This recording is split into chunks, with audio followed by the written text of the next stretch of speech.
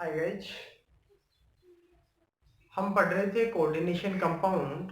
और coordination compound के अंदर हम पढ़ रहे थे समावयवता। और समावयवता के अंदर यदि हम बात करें तो हमने देखा था समावयवता दो प्रकार की होती है, संरचनात्मक समावयवता और त्रिविम समावयवता। संरचनात्मक समावयवता हम पढ़ रहे थे, इसके अंदर हमने बात की थी कि संरचनात्मक समावयवता क्या होती है, अर्थात डेफिनेशन देखा था। दो या दो से अधिक ऐसे यौगिक जिसके अणुसूत्र समान होते हैं लेकिन उनकी यदि संरचना में भिन्नता पाई जाती है, अर्थात संरचना भिन्न भिन्न पाई जाती है, तो उसे हम संरचनात्मक समावयवी कहते हैं। और ऐसा जो प्रक्रम होता है या ऐसा जो गुण होता है उसे संरचनात्मक समावयवता कहते हैं। उसके बाद में हमने देखा था जो संरचनात्मक समावयवता होती है वो 6 प्रकार की होती है। नंबर 1 की बात की थी आयनन समावयवता। उसके बाद में नंबर 2 की बात की थी हमने कि हाइड्रेट समावयवता क्या होती है। उसके बाद में नंबर 3 की बात की थी हमने कि इसके अंदर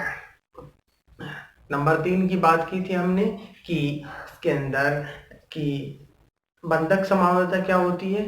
और उसके बाद में बात की थी हमने कि उपसंयोजन समावयवता क्या होती है।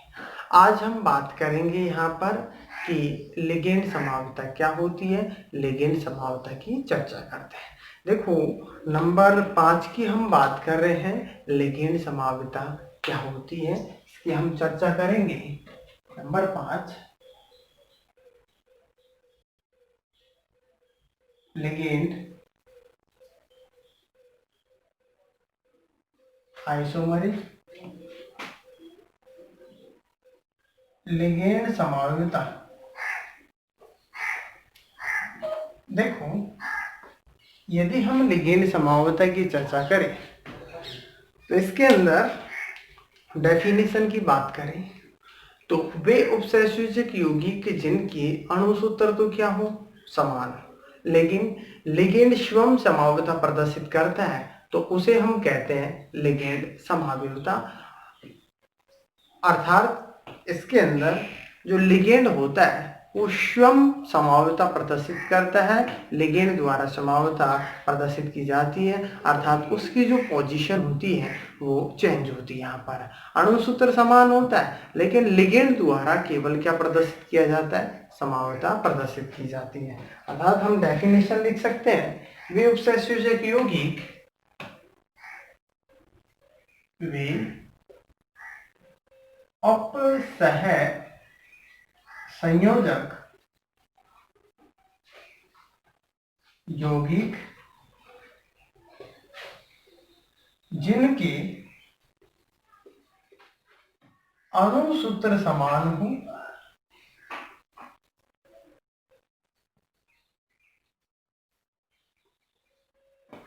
तथा लिगेंड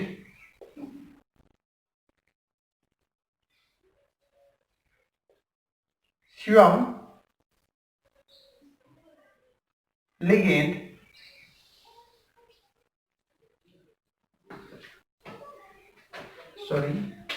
लिगेंड स्वयं समावयवता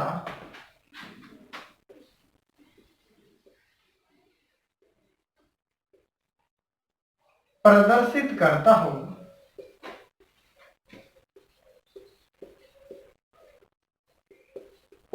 लिगेंड समावयवी कहलाते हैं।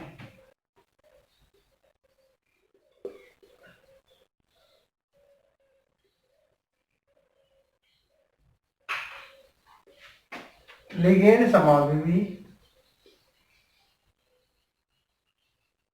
कहलाते हैं।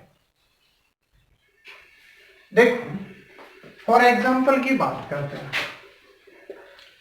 देखो, माना कि हम इसकी चर्चा करते हैं, ये फेनिल समूह है और इसकी दूसरी पोजीशन पे क्लोरीन जुड़ा हुआ है फेनिल समूह के अंदर।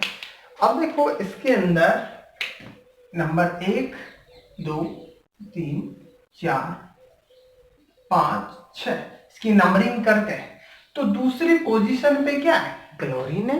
नाम की बात करें 2,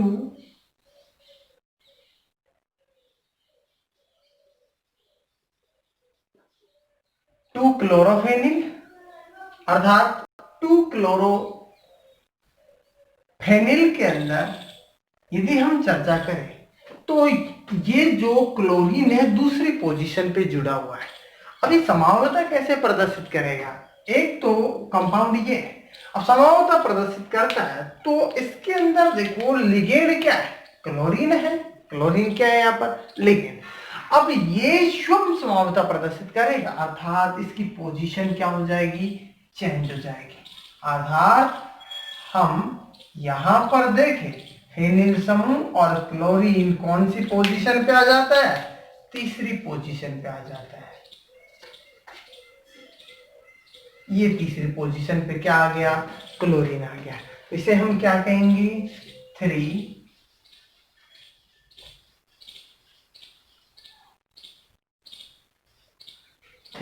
क्लोरोफेनिल। अब इसके अंदर देखो क्लोरीन शिवम क्या कर रहा है? समावता प्रदर्शित कर रहा है। नेक्स्ट एग्जांपल के अंदर देखो, नेक्स्ट एग्जांपल की हम चर्चा करें तो इसके अंदर हम बात करते हैं ये फेनिल समूह। अब क्लोरीन कहां पर आ गया? यहां आ गया। अर्थात इसकी पोजीशन की बात करें तो क्या है ये?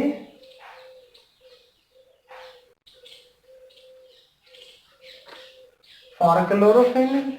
अब इसके अंदर देखो ये क्या हो रहा है? इसके अंदर ये क्लोरीन समूह है अर्थात ये जो लिगेंड है शिवम क्या प्रदर्शित कर रहा है? समावता प्रदर्शित कर रहा है अर्थात इसकी पोजीशन चेंज हो रही है। यदि हम इस क्लोरीन को यहाँ लेके आते हैं तो देखो इसको यदि यहाँ पर लेके आते हैं तो इधर से नंबरिंग करेंगे तो ये 1 2 3 तो 3 पोजीशन पे आएगा।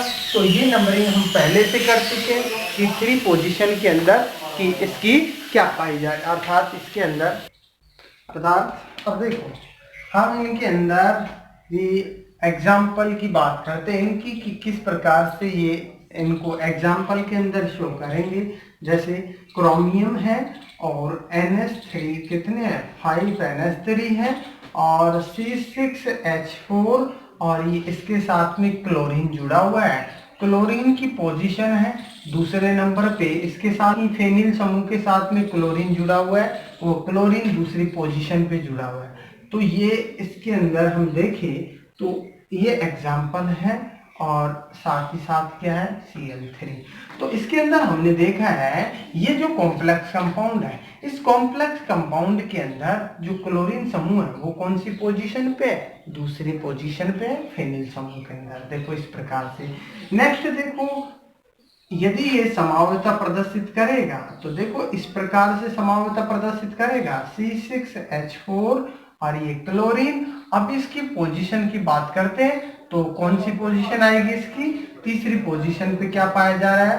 फेनिल समूह की तीसरी पोजीशन पे क्या पाया जा रहा है? क्लोरीन पाया जा रहा है और ये Cl3। और नेक्स्ट हम देखें क्रोमियम NH3 का होल 5 और ये C6H4 और ये क्या है? क्लोरीन। अब इसकी पोजीशन देखें तो कौन सी पोजीशन है ये? चौथी पोजीशन।